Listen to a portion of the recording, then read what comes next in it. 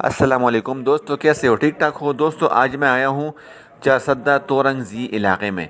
इधर एक भाई के पास एक फार्म है और ये इसने बेसमेंट में बनाया है और तकरीबन इसके पास लगभग होंगे 170 से 180 तक की मुर्गियाँ।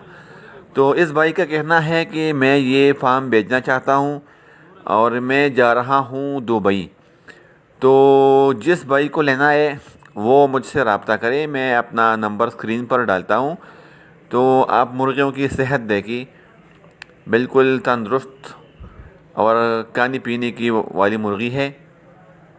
इसमें कोई बीमारी नहीं है, सारी वैक्सीनेटेड मुर्गियां हैं और अंडी भी दे रही है।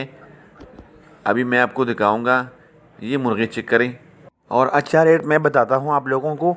अगर कोई 5-10 मुर्गियाँ लेना चाहते हैं तो 1700 रुपये पे दाना लगा दूँगा। अगर कोई ज़्यादा लेना चाहता है, 50 दाने, 70 दाने, 80 दाने, 100 या सारा सेटअप लेना चाहता है तो 1500 रुपये पे दाना लगा दूँगा। फाइनली 1500 रुपये। अच्छा दोस्तों, अंडों की प्रोग्रेस चेक करें। ये देखिए, दोपहर की 3 बजे हैं और हर रोज़ ये 3 बजे अंडे इकट्ठे करते हैं ये भाई। ये देखिए यार, हर टोकरी में अंडे मौजूद है, हर टोकरी में। तो जिस भाई का लेना है रब्ता करें। शुक्रिया।